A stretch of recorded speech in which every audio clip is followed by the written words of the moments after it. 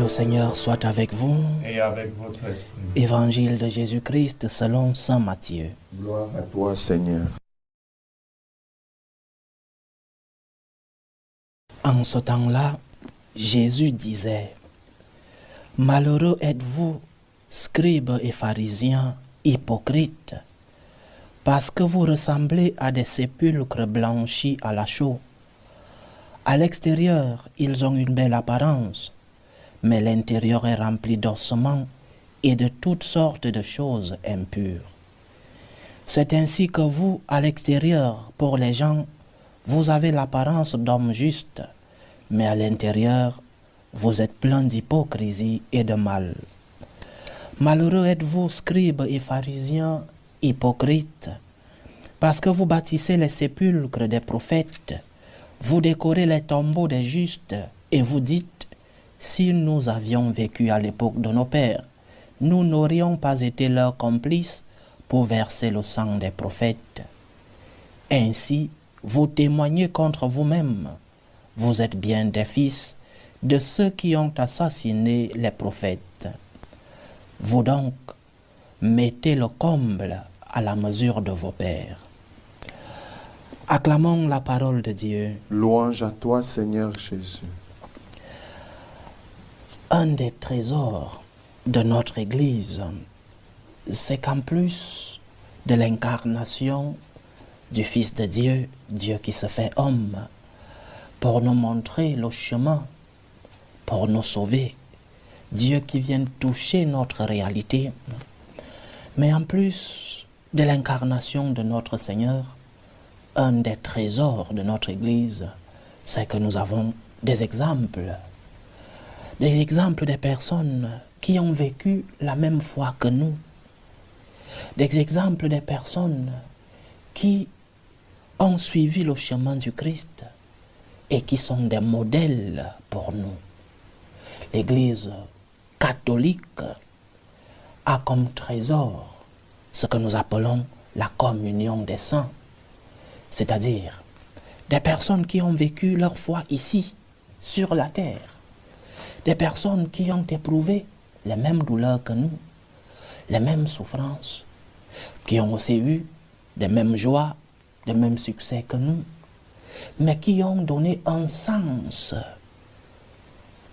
extraordinaire, un sens surnaturel, un sens chrétien à leur douleur, à leur souffrance, mais aussi à leur joie, à leur succès. Nous devons donc valoriser ce trésor que nous avons. Des personnes qui ont vécu avec nous, des personnes qui ont eu les mêmes peines, les mêmes douleurs, les mêmes souffrances, mais qui se sont élevées, qui ont levé leur regard, qui se sont mis à genoux et ont vécu, comme je disais hier, avec le Christ, par le Christ, qui ont vécu leur peine et leur succès. C'est cela que nous appelons les saints. Les saints, ceux-là qui, je répète, ont vécu les mêmes problèmes que nous. Parce que parfois, lorsque nous sommes dans une situation difficile, nous croyons que nous sommes les seuls dans l'histoire à vivre ces situations. Parfois, lorsque tu portes une croix, tu crois que tu es la seule personne dans l'histoire et dans le monde à porter une croix comme la tienne. Mais non. Nous avons les mêmes croix, les mêmes peines, à des degrés, à des mesures différentes. Mais nous portons presque tous les mêmes peines, les mêmes croix. Mais quelle est la différence? La différence, c'est que certains savent lever le regard, savent se mettre à genoux, savent pleurer devant le Seigneur lorsqu'ils sont dans des moments de difficulté, lorsqu'ils sont sous le poids du fardeau, lorsqu'ils vivent des moments de souffrance. Et savent aller vers le Seigneur lorsqu'ils sont dans la joie, lorsqu'ils sont dans le bonheur, lorsqu'ils sont dans le succès pour lui dire: Seigneur, merci, reconnaissance, gratitude. Nous avons donc des modèles Et nous devons valoriser ces trésors de notre Église. Chacun d'entre nous, comme chrétiens, doit avoir un modèle. Mon modèle, dans la souffrance, ce sera tel saint. Mon modèle, dans la joie, ce sera tel autre saint. Mon modèle, dans l'éducation de mes enfants, ce sera tel saint. Mon modèle, dans, je sais pas, dans mon travail, comme professionnel, comme dame de ménage, comme parent, ce sera tel autre saint. Nous devons apprendre de ceux-là qui ont vécu leur foi et qui ont montré leur amour au Seigneur et leur confiance. Nous célébrons aujourd'hui la mémoire de Sainte Monique. Quelle est la particularité de cette sainte, mère de Saint-Augustin? Lorsque nous lisons l'histoire de Saint-Augustin, nous allons célébrer Saint-Augustin demain, mais lorsque nous lisons son histoire, nous découvrons qu'il a été un jeune, comme beaucoup de jeunes d'aujourd'hui, éloigné de Dieu, un jeune très intelligent, avec une mémoire spectaculaire, un jeune très dynamique, et donc un jeune qui voulait manger le monde, comme on peut le dire en des termes très simples, qui voulait découvrir le monde, mais qui s'est éloigné de Dieu. Grand avocat, il est entré en contact avec une secte, et cette secte qui avait des choses loin de la foi que sa mère vivait, sa mère Sainte Monique.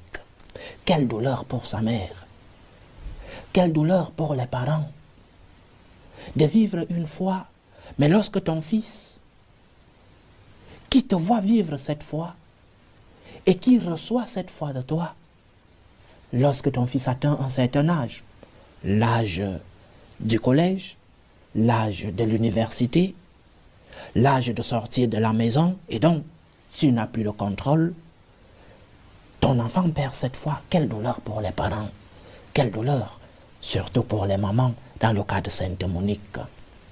Mais quel est le comportement que nous devons avoir face à cette douleur qui est si difficile à vivre, qui est si difficile à accepter, difficile de comprendre? Vivons comme Sainte Monique. On continue de transmettre la foi, mais en sachant que c'est Dieu qui touche le cœur de ton enfant. Tu peux servir d'instrument par la transmission de la foi, par ton comportement à la maison, mais à la fin, c'est le Seigneur qui touche le cœur. À la fin, c'est le Seigneur qui transforme le cœur de ton enfant. Oui, tu auras mal, parce que ton enfant s'est éloigné de la foi. Oui, tu auras mal, normal, de voir ton enfant éloigné de Dieu.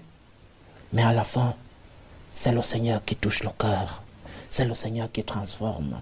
Le Seigneur qui t'a aidé à semer la graine de la foi dans le cœur de ton enfant. C'est le Seigneur qui fera germer cette graine de la foi. Confiance donc au Seigneur.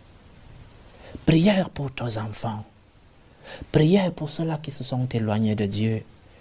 Sainte Monique n'a pas lâché. Comme Moïse, qui, lorsque son peuple était à la dérive, a demandé au Seigneur, et si tu rencontres le Seigneur qui voulait détruire Sodome et Gomorrhe, et Moïse lui demandait, et si tu trouves dans ce peuple 30 qui ont la foi, vas-tu détruire ce peuple? C'est cette intercession que vous, parents, devez avoir lorsque vous vivez des moments. Non seulement avant que vos enfants ne perdent la foi, priez pour que cette semence puisse porter des fruits, mais lorsqu'ils se sont éloignés, continuez de prier pour vos enfants. La prière d'une mère pour ses enfants ne tombe pas dans des oreilles sourdes. Un jour, dans les anecdotes de la vie de Sainte Monique et de Saint Augustin, un jour, l'évêque de cette cathédrale de Milan, Saint Ambroise, a constaté que cette femme venait pleurer chaque jour. Pleurer, pleurer. Elle lui a demandé, mais dame, pourquoi pleures-tu? Sainte Monique lui a expliqué, je pleure pour mon enfant Augustin qui s'est éloigné de Dieu. Et Saint Ambroise lui a donné une phrase qui doit servir à tous les parents, mais surtout à toutes les mamans dans l'éducation de leurs enfants. On ne peut pas perdre un enfant de tant de larmes. Tes prières, tes larmes pour tes enfants sont une arme dans le cœur du Seigneur. On ne peut pas perdre un enfant de tant de larmes. Toi qui pries pour tes enfants, toi qui pleures pour tes enfants, le Seigneur t'écoute. Mais ne perds pas la foi, va pleurer devant le Seigneur. Va implorer ton Seigneur.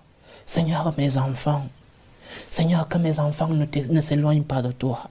Seigneur, que la foi que j'essaie de transmettre à mes enfants puisse porter leurs fruits. Que mes enfants ne s'éloignent pas de toi, Seigneur. On ne peut pas perdre un enfant d'autant de larmes. Et Saint Augustin est le grand saint que nous connaissons aujourd'hui, non seulement parce que le Seigneur a touché son cœur, mais parce que sa mère a été une grande avocate, une grande pleureuse pour la conversion de son petit Augustin. Que le Seigneur nous aide donc à prier et à pleurer pour nous, comme nous avons prié dans la prière introductive de notre Eucharistie.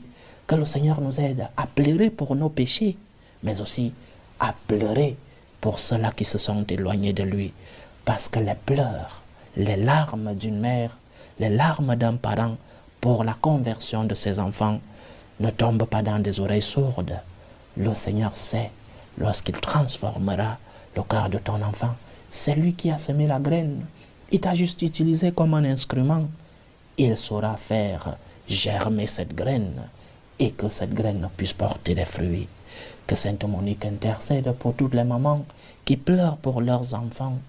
Qu'elle touche, le Seigneur puisse toucher le cœur des enfants qui se sont éloignés de Dieu. Que ces enfants puissent revenir à la foi de leurs parents. Sainte Monique, priez pour nous. Loué soit Jésus-Christ. À jamais.